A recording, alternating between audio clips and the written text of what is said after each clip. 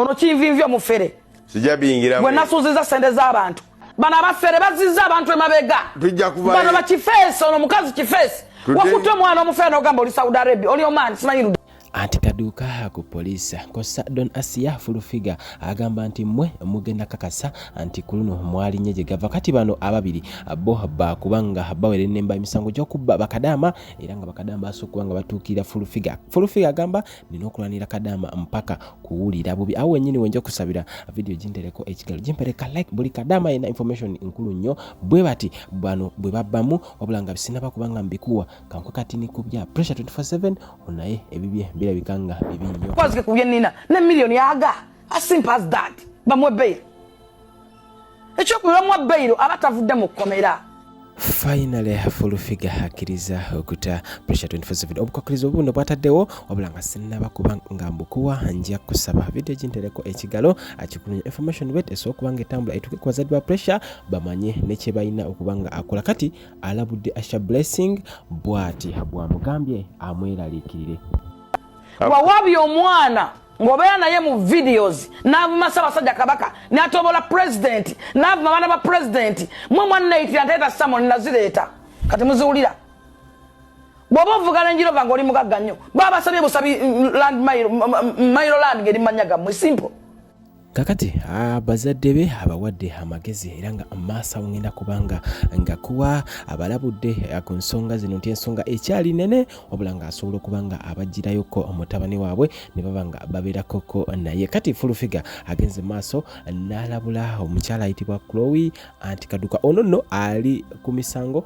abibungesebwa ku internet yabbye abantu bangi era nange ninako abantu abenchayogerezaganya nabo bano abawala bali wali omwalali Oman then abala babiri bali Saudi Arabia bagamba omukulu anti Kaduka yababa sente ezikwata mu milioni enyenya omu yamuba milioni mukaga okusinzira ku mwalo ngenda ku embozi njireta nkyagala okubanga nkakasa obulanga anti Kaduka yewe togera yatandise dda okulira ku nsu kati Fulfiga ono naye amwadde level bwati maziga nalabye ono mufere ono kinvinvyo mufere sijabingira gwe nasuziza sente z'abantu mukazi gw'ovumidde ebbanga kitaawo yava ebududa najja n'akaaba amaziga amayitirivu nawe n'okaaba njagala okunnyonnyola kino solowooza ningenda kuzza ku poliisi wadde mu kooti nvuma ng'okimanyi ne Big John namugamba saasoma nasobola okutuusa mu kkomera eruzira nonneegayirira wanvuma ng'okyali Saudi Arabia nodda mu Uganda nosigala ng'ovuma nonoonya meeting ng'onoonyako platform nze siri ku TikTok nze sibaagala mwe baana mmwe mwenna bali ku TikTok ayo kanti batulire kyova sina page ku TikTok nze njagala yo Alima njagala ya Nkunda njagala yo Frank Abawe era namutte mu State House kati akola buli lunaku akeera bukeezo manyi sente zaliko mwezi tujja kuvaayo eyo kati bw'oba ofera abantu nedda ng'oli mu Uganda abalala bazze bana bona babanja sente mugaba amaziga banyamwe bakaba amaziga nalabye ono mufere muvuma nonoonya meeting ng'onoonyako platform nze siri ku TikTok nze sibaagala mwe baana mmwe mwenna bali ku TikTok ayo kanti batulire kyova sina page ku TikTok nze njagala yo Alima njagala ya Nkunda njagala yo Frank Abawe era namutte mu State House kati akola buli lunaku akeera bukeezo manyi sente zaliko mwezi tujja kuvaayo kakati gwe ngamba mbu Fulfiga mbukikeera ku sort kinaku upcoming kakana eyo kati bw'oba ofera abantu nedda bano abafere bazizza abantu emabega tujja kuvaayo bano bakifeesi ono mukazi kifeesi wakutwe mwana omufere n'ogamba oli Saudi Arabia oli omani simanyi ludawa ng'oli mu Uganda abalala bazze bana bona babanja sente ogenda bawa sente zina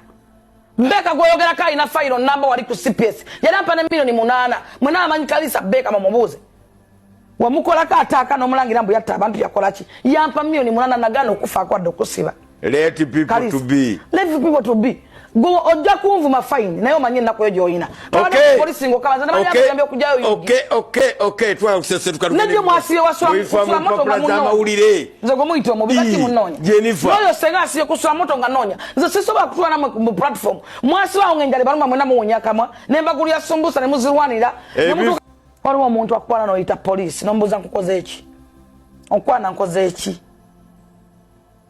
Orusigis gufukadde nnyo guli awo gwayitako dda gunaku guyina amoya ku mimwa abuvubuka buno waliwo akantu kaliza okukwaneka kubana tewenyuma nkatwalirawo nabadde ku social media kuno katwalirawo ku polisi nekugwako ng'oyogera ekisi wange afuluta bajjo kigo wali oyoga ekirungi bajje wange amanyiwo no mwami wanga mmanyi bajja so kunyumya ko nanga nti I love you bajjo unoba bajjo bwe oyafuta nga linga generator halinga tanka ya wala jana je bazimbira mu kyalo ndwera mu naawe ate sirika togola abonze olaba imo igozi bankwana nenemo okuyimba nenvaamu nga temulimu musajja ajja mu time limit ya Bazade badirectors bonna mbagala banno bano nentambulirawo nengena Mudaman production kati kankone nyo nagane Mudaman production ntuka Mudaman production nayo nga waliyo kapo waje nemba kayimbira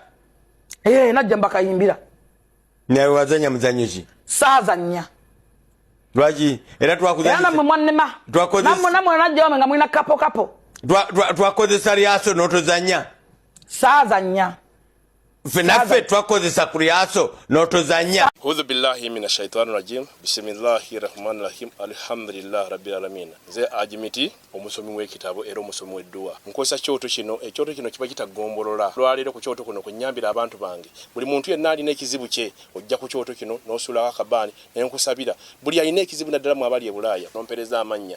Nenga sula mu kyoto kino nenkusembera edduwa nenkujjako ebizibu n'ebiba bikusumbuye. Walemererwa mirimu ki ddala mu abali e Bulaaya abali mu nsi muno mu Uganda abalemeddwa okufuna visa. Nantegeeza eri abaana Adamu enkozesa nkofu ku kyoto kuno. Bamala okusindika enkofu eyo negenda ebanja amabanja ge bakubanjiza gonna. Gwe yalema okufuna okuweebwa ajimiti nkozesa amazzi ku nnyanja kuno kumulengera ku mazzi wano ajimiti nga bwenyimidde olwaleero ngokumasira abaana Adamu. Bompereze ebiwandiiko byonna bye bompereza ng'oli e Bulaaya mbikwata nembizinga ne mwandika kapapula nembisula mu nnyanja nensaba Allah gwensinza asumulule ebyo byeba bikulemeredde awa visa agifuna alemedde ofuna omusajja omulungi amufuna sangeba ku namba 0752 Nze bajjo ntakwana nga nakonze nanyiza bajjo na chikola nkigenderedde. Bajjo yali ava president Museveni ngate yakave wa Museveni. Twaitu akavaayo ekisozi. Muze yamtekako ne motoka ina amuvuga mu farm. Nga amwagala nnyo. Nga yakamwa ne milioni 8. Tuba twakavaayo addamu ava president Museveni. Nennoonya kintu kisobola okunyiza bajjo lwale nno kankyogere. Ate bate sikyogera ngera gondedde n'obusungu. Nze sooka kwagala bajjo bwafaana oyo. Oyo. Halinga ensaka z'amaluwa. Asana okunyumya nakwana nanga nti I love you bajjo. Bwakwaga kyagenda mu public nenkirekerayo ne tukirekayo nga content. Bajja so kunkwana. Kabalega Associates presents International Conference on Maternal, Newborn and Child Health under the theme Identifying and Addressing Social Determinants is Crucial Towards Improving Maternal, Newborn and Child Health Outcomes. Key discussions include strategies for improving access to quality healthcare services, reducing maternal and infant mortality rates, innovative approaches such as mobile clinics and telemedicine to increase access to healthcare, the need for increased funding and government commitment to addressing these issues, increasing access to vaccines and empowering women through education and economic opportunities. Date is August 23rd to 24th in Toronto, Canada, Banquet Hall 237 Sackville. International delegates $380 Canadian, international students $200 Canadian, international exhibitions $800 Canadian, hotel per night is $200 Canadian. Contact us on +1437 216 8893 or +256 752 223 237. Email us at kabalegassociates@gmail.com. You can also visit our website on www.kabalegassociates.com.